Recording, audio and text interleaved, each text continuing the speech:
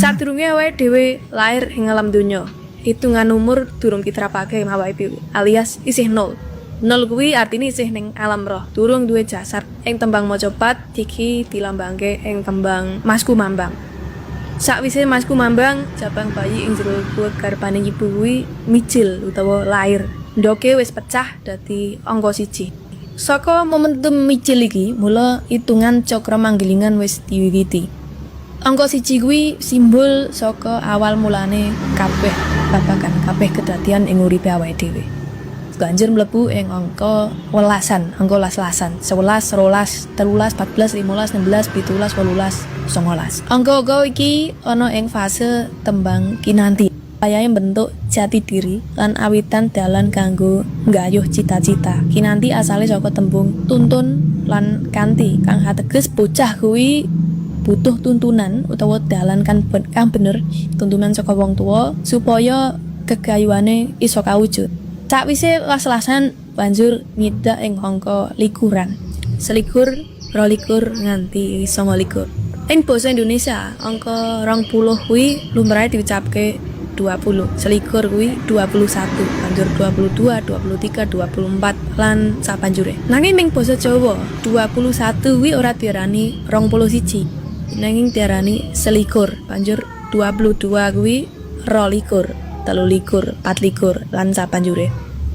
Apa maksude likur iki? Likur kuwi duweni teges linggih kursi. Ing kawruh Jawa iki diarani krata basa. Krata basa kuwi contone garwa. Garwa kuwi sikaring nyawa. Guru kuwi digugu lan ditiru. Nah, likur kuwi linggih kursi. Li kuwi linggih, kur kuwi kursi. Maksude wiwit umur selikur, umur likuran iki wong kuwi kudu wis mulai ngrintis kanggo lungguh ing kursi penggian utawa kursi profesi sing sesuai karo kepribadiane.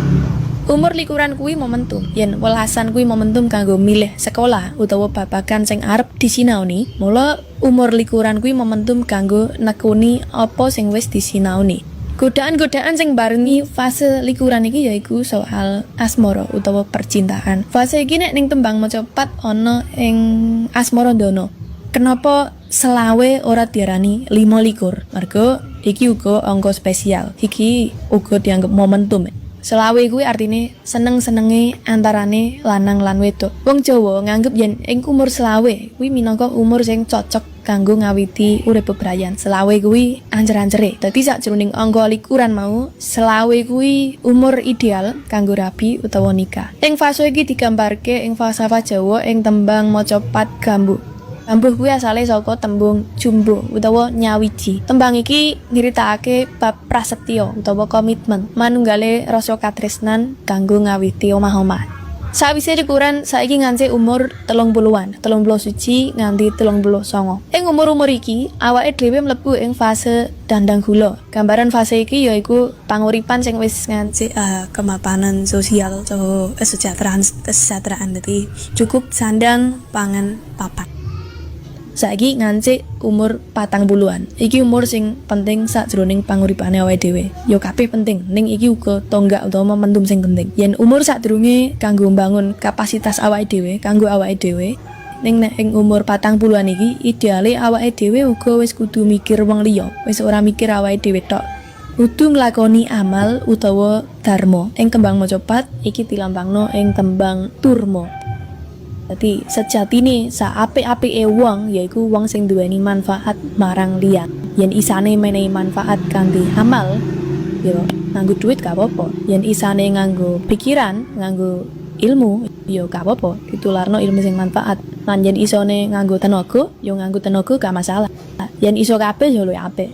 Sakwise 40-an yaiku 50. Kenapa ora 50? Kenapa kok 50? Kuwi ana artine.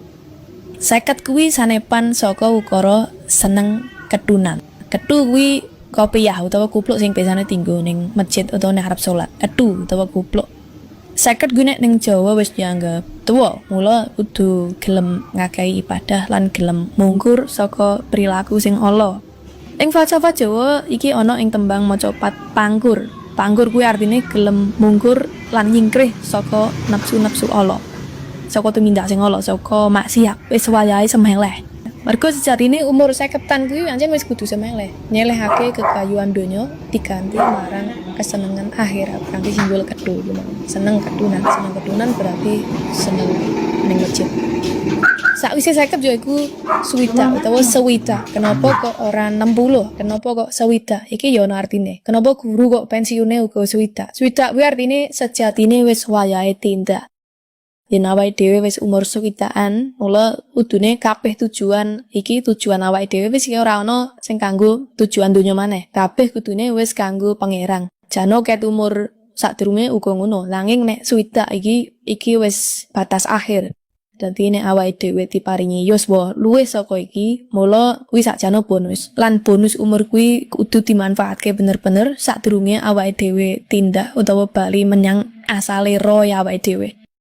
Mergo momentum wong siji lan liyane kuwi beda-beda. Umure wae mesti beda-beda catahe. Ning paling ora nalika awake dhewe sinau iki, awake dhewe iso cekelan, duwe acuan saengga ora bakal mlingkar adoh saka cekelan kuwi. Lan sanepan iki iso dadi cekelan. Mbok menawa ono manfaate sampean tampa ya alhamdulillah, gak ditampa ya gak apa-apa. Nuwun kula nuwun wonten ngarsanipun para pepunden, para sesepuh telah punya sepuh ingkang dadi bekten sagung para alim, para ulama ingkang ngrinten kelawan dalu tansah sinanding kitab suci wahyuning Ilahi minangka kiblating marembah ingkang satuhu luhuring budi. Para manggalaning praja ingkang tuhu pantes sinudarsana kapurwaken kanthi ngunjukaken puji syukur wonten ngarsa dalem Allah Subhanahu wa taala. Naturaken pambagya sugeng rawuh saha naturaken gunging panuwun ingkang tanpa pepindhan awit saking rawuh panjenengan sedaya.